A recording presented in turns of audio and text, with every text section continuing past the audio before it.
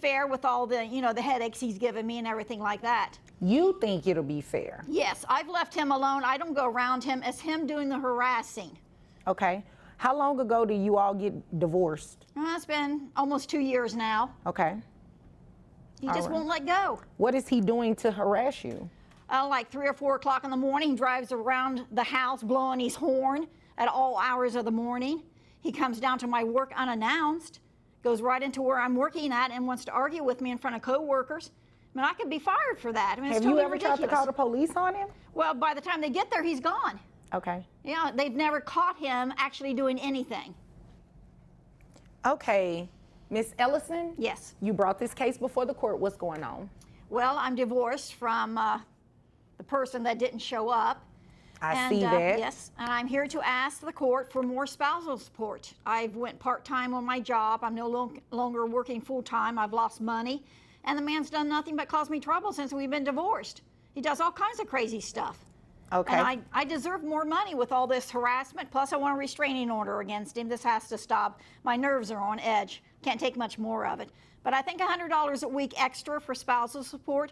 In this case, we have the ex-wife asking for more money for her support because, according to her, her life is a mess. Why? Because she reduced her working hours and, of course, doesn't have enough to live on. Her argument, life is a disaster, and her ex-husband, despite being a CEO with bonuses, isn't paying enough. Sure, she deserves it, but does she really?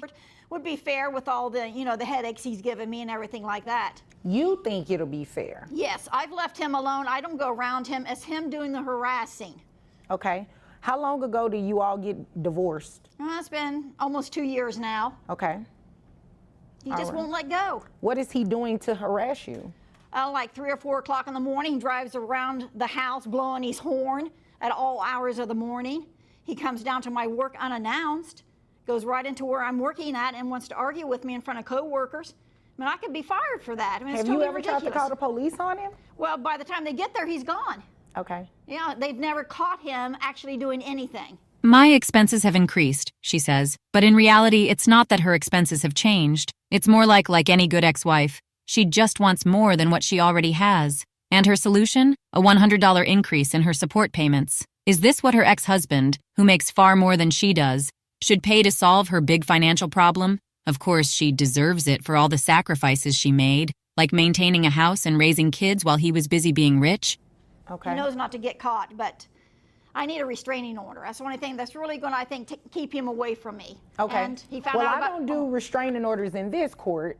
You can go to another court and definitely request a restraining order. And I believe that's something you can do at your local police department, too. Okay, well, thank you. I didn't know that. Yes, ma'am. That is definitely that. Now, I can, if you qualify, obviously, for an increase in spousal maintenance, that is something that I can entertain. So let's talk about that. You said you believe $100, an extra $100 a week is fair. Yes. Why do you believe that's fair? Well, like I said, my wages have went down. I'm only working part-time now. We're doing layoffs and things like that. So You said your wages. Yeah, my wages are going down, and his are going up because he still gets those 2 raises every year. He's been with that company forever. And he makes good money. I don't make half of what he's making. And it's been really tough. I raised his children. I entertained his friends. I kept the house clean. I did everything that a good wife does. I think I deserve that extra $100 a week, and he can certainly afford it. But it doesn't end there, because this woman also wants her ex-husband to pay for the emotional damage he caused her. Poor her. The worst part is that she's fighting for an increase in support, while her ex-husband keeps earning more, and she has to live with the consequences of a divorce while paying for everything, except what really matters. So he is late on that. I think that should be a penalty right there. He shouldn't be late. Okay. What type of expenses do you have? Well, I have rent. I'm still making the payments on the house. We, before we got divorced, we had it redecorated, carpet paneling on the outside, siding on the outside, all kinds of different things were added to it. And I'm making the payments on that still. I still got another 5 years for all those payments to be paid off. And then, I got food.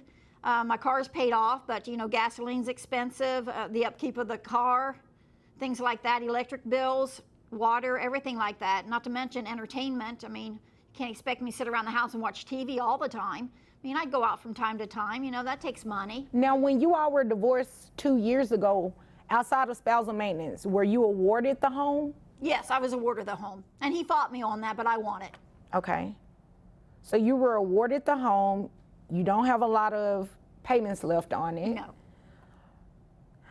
So I guess I'm confused as to why you're here, because you haven't said anything that will warrant an increase in your maintenance. Well, I went down on hours from work. I mean, that's a financial burden.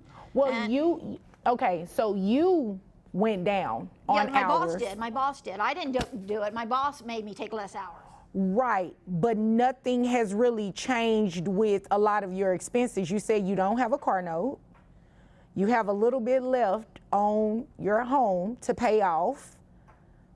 Sounds like you're mainly paying utilities and then a mortgage.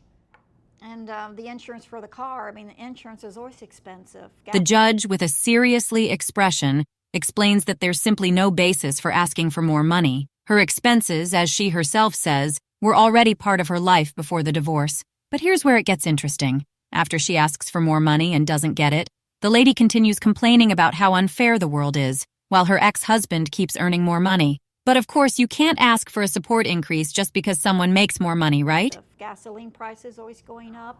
Right, but you had those expenses at the time that you were divorced, correct? Yes.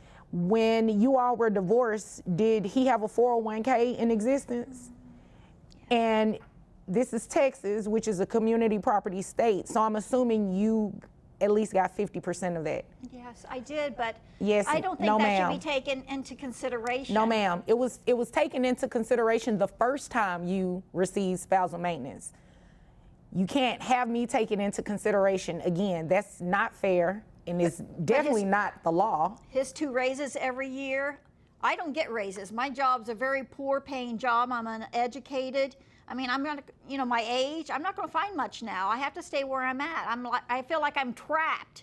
And the judge, clearly not impressed by this woman's drama, makes things clear. He's not giving her more money just because her ex-husband got a couple of salary raises. And even worse, the woman had already received part of her ex-husband's 401k, an amount not to be ignored of $250,000, but that doesn't count. Sure, nothing she says makes sense, and the judge is ready to end this charade. The ruling is clear. No pension increase. The case is closed, and the woman is left empty-handed. Wife, well, ex-wife in this case, she was wanting an increase in her spousal maintenance. Well, if you're going to come to court and ask for an increase in spousal maintenance, there are a number of things that you have to show. If you remember, we talked previously about spousal maintenance and the things that you needed to show in terms of the factors to even qualify. It works the same way when you're asking for a modification of that. What do you all hear? She was talking about her job, cut her wages, cut the time that she would have to be at work, although husband made this money, but nothing really changed in terms of her expenses. Her expenses actually decreased because she inherited a lot of money when she and her ex-husband divorced. Therefore, she didn't qualify for an increase in a modification of her spousal support, which is why The case was closed, and everyone went on with their lives, but at least the ex-wife could keep dreaming of those lavish dinners that, according to her, she needed to stay happy. In summary, who won? Well, clearly not the ex-wife, nor her cause, nor her luxury aspirations. The true winner here was logic, common sense, and above all, the judicial system that, for once, didn't give in to the allure of drama. And while we can't say that her ex-husband, the CEO, emerged completely unscathed from this battle, at least we know he walked away with his money, his salary raises, and his peace of mind. She, on the other hand, took away a very clear lesson. Money doesn't just come from wanting it. Quite the lesson for everyone. And that's all for today's episode of Drama in the Courtroom, where everyone loses. Remember, friends, if you ever find yourself in a mess like this, just think about this. A court order is the gift that keeps on giving. But hey, at least you won't face it alone. See you next time, hopefully with less drama.